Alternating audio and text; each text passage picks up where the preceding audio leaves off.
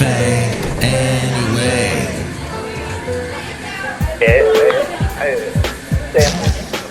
Mike's Daily Podcast.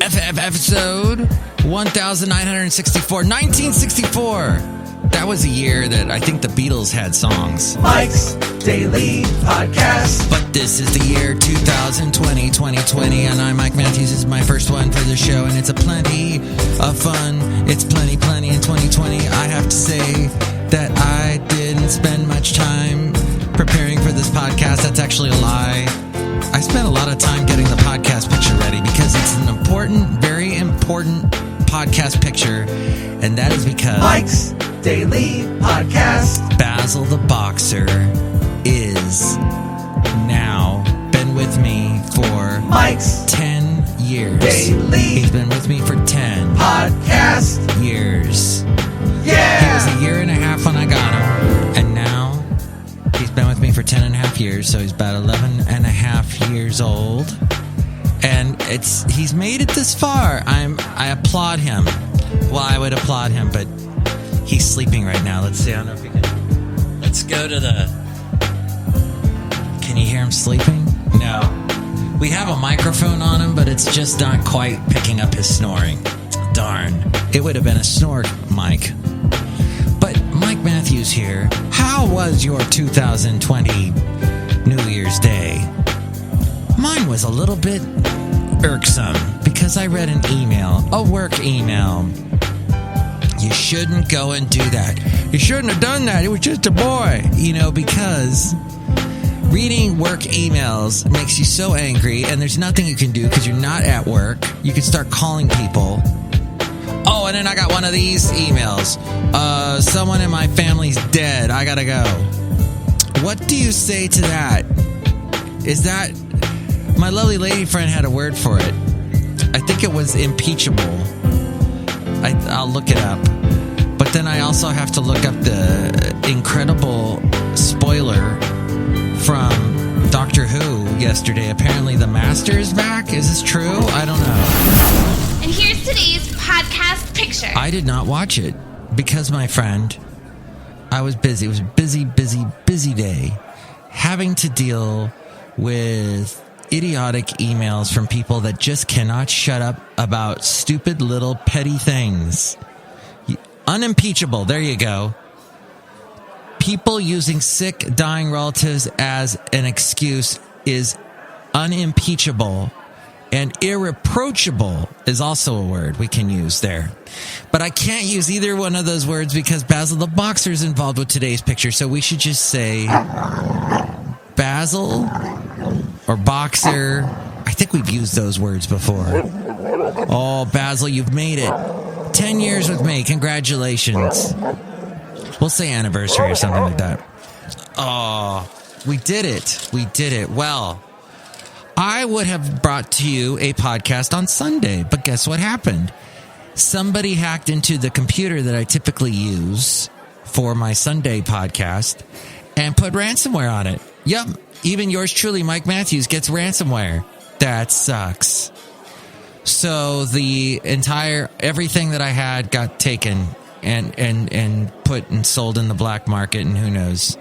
They're listening to Mike's Daily Podcast somewhere in the hacker's web, in the deep, dark recesses of the evil web. So Evan and Jaron, by the way, live in the evil web, and they sing that one song. What's that Evan and Jaron song that got played all the time in the early 2000s? Why am I thinking about the early 2000s when we just ended the late 2010s? Oh, I'm crazy for this girl. That's all I remember from it. I remember Enrique Iglesias was big around that time. Why am I reminiscing about that? Hey, did you ever make it to the Newseum? It opened about 12 years ago in 2008. The Newseum, a private museum dedicated to exploring modern history as told through the eyes of journalists. It opened in Washington, D.C., prime real estate, sitting almost equidistant from the White House and the Capitol on Pennsylvania Avenue. The glass-walled building became instantly recognizable for its multi-story exterior rendition of the First Amendment. You could basically, because I remember seeing that about, gosh, I must have walked by it when it had just opened. I think I went by it in 2009. And there would be all the latest stories. Well, 11 years later, the experiment is coming to an end. After years of financial difficulties, the museum will close its doors. And actually, it closed. Oh, it closed this past week, this past Tuesday. We're proud of how we did our storytelling, said the head of something there. We changed the model of how museums did their work. The building was sold for $372.5 million to Johns Hopkins University, which intends to consolidate its scattered Washington-based graduate studies program under one roof. So yeah, it cost about $25 to go into the museum. Thus, I never went in because there's all the free museums in Washington, D.C. All the Smithsonians are free. There's a suggested donation, but And it was right across the street from the National Gallery of Art and within blocks of multiple Smithsonian museums. And people just weren't paying. And then, of course, this whole thing about news now and fake news, maybe that had something to do with killing it. But let's see. Well, I am done with that story. So I wanted to read that to you. That came from a newspaper, so someone still uses it. I didn't pull that from the internet. I wanted to give you something a little entertaining today because I was reading an article where someone was talking about, podcasts. There's this new thing called podcasts. And here I am on episode 1964, a long ways down the road from where nobody was podcasting when I was doing it. Okay, yeah, there was. Are they still podcasting today, those people that were podcasters back then? Maybe. And yes, Mike's Daily Podcast actually technically started in 2011, but I was podcasting in 2009. And podcasting is something that I love to do. I love to expose a little bit of myself to you in this world, or maybe we can put our heads together and figure things out in this crazy, crazy world in which we live. For example, reading emails from work when you're not at work is a bad, bad, bad idea. Don't do it. Also, make fitness a habit in 2020. It's so funny because the last podcast I was talking all about how 2020 will be the year for optometrists and ophthalmologists. Wait, who are the people that look at your eyes? The eyeologists. And it'll be the year of hopefully seeing clearly. And the song comes to mind. I can see clearly now. Basil the Boxer has been with me for 10 years. So here are some tips. Start slowly, but start. That's right. If you're going to exercise, start slowly, but start. For people who have not been getting much exercise, even modest physical exertion can make a difference. For instance, parking the car further from your destination to give yourself a short walk, or taking the stairs instead of the elevator. Excellent tip. There's a guy I work with. He does that. Takes the stairs. Now I would take the stairs, but when you get to the floor that I need to be on, it's often it's locked and my key doesn't work. It's supposed to work and it doesn't. And he's got a magic key. But the thing is, that's no excuse. I should just walk up it and then walk back down and take the elevator. At any rate, it's what you do with you challenge yourself. Make it more physical, your life. Walking, cooking, instead of getting everything pre-made. And when you actually cook something, you're burning calories. Parking further away from your destination, that's a great idea. For working parents of young children and others juggling multiple jobs or responsibilities, finding the time to exercise can be challenging. Perhaps, says this article, you need to make time for your physical and mental health Carve out time on the weekends or during breaks at work to do physical activity. During breaks at work, you can do stretches or go on short walks. I do that. Getting even that small amount of exercise is good for you. That's right. Something is better than nothing. Use a fitness tracker. Oh, yeah, that's a good way to motivate you. You don't even have to use any high-tech thing or expensive. A pedometer wristband or a phone app can count your steps. That's right.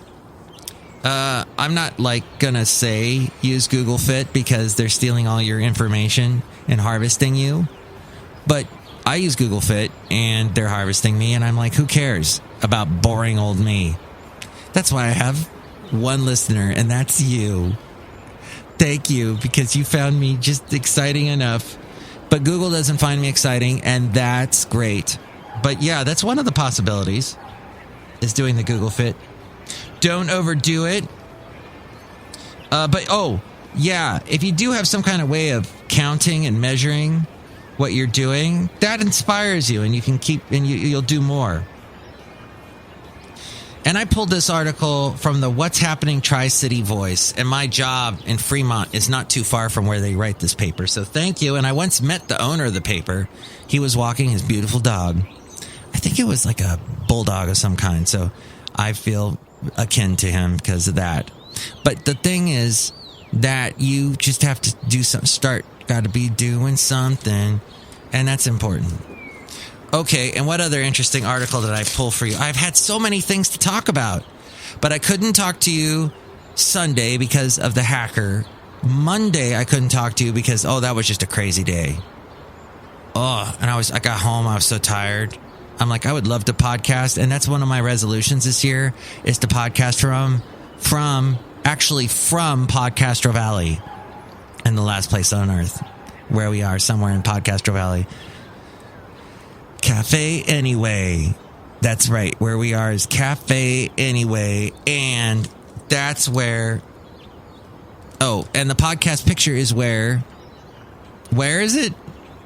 It's MikesDailyPodcast.com, and you can see a picture of my lovely lady friend, myself, and the wonderful Basil the Boxer, who I have had now for 10 years. Also, there are some people here at Cafe Anyway we should say hi out to. But then on Tuesday was New Year's Eve, and my lovely lady friend was somehow able to get Basil the Boxer, who cannot walk with his back legs. You have to kind of carry him with the harness, and he walks with his front legs. He tries to help out, but sometimes he goes a little wonky, and you have to lift him up completely.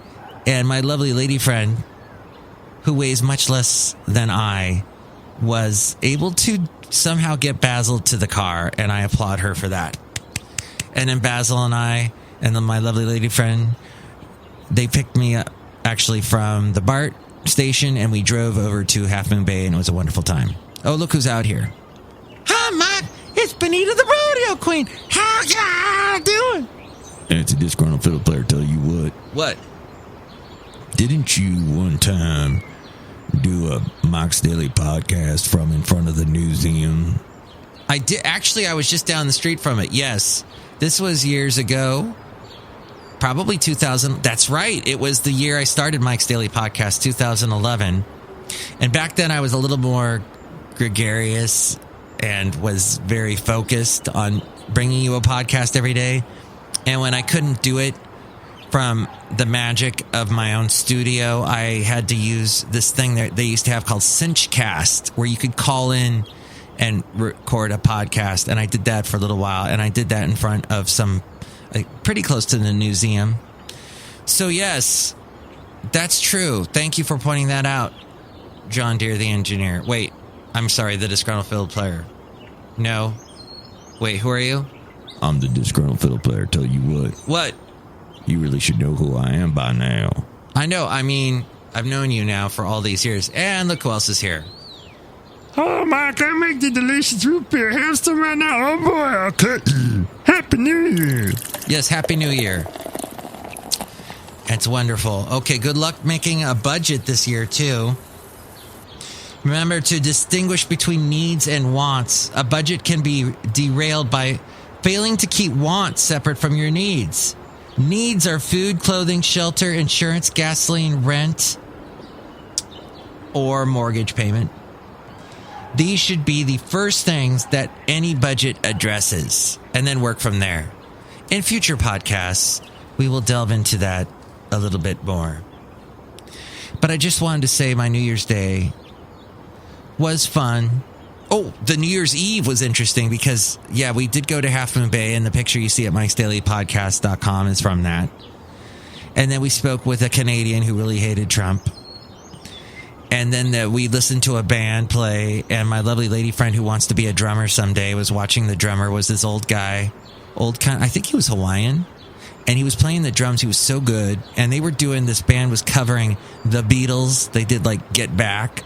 But then they did Creed, Can You Take Me Higher? And they did Midnight Oil, Beds Are Burning. And all these, it was quite the gamut. I was very impressed. They even did Da Da Da Deep Purple. And so we're watching the drummer, and I'm showing my lovely lady friend, okay, if you're a really good drummer, you look like this guy. And the guy was just doing everything. Hi-hats, the fill, everything. Oh, and they even did Sister Christian, and he did the It's True, yeah, motorin', and all that. So it was a fun evening. We were at Half Moon Bay Brewing Company, and it's kind of expensive, but you're really close to the beach. It's nice. And what a great way to welcome in 2020. And I guess that's all I got. I feel like I'm missing out a whole bunch of things because I haven't spoken to you in so long. But we shall maybe catch up on all that in the next podcast. And next podcast will be the wonderful Madame Rootabega, Valentino, and Bison Bentley. You can let me know what you think about all this. Call me at 336-MM-DAILY. That's 3 + 3 = 6. MM is Mike Matthews Daily, as in what this podcast will try to be. Take it away, Ariel.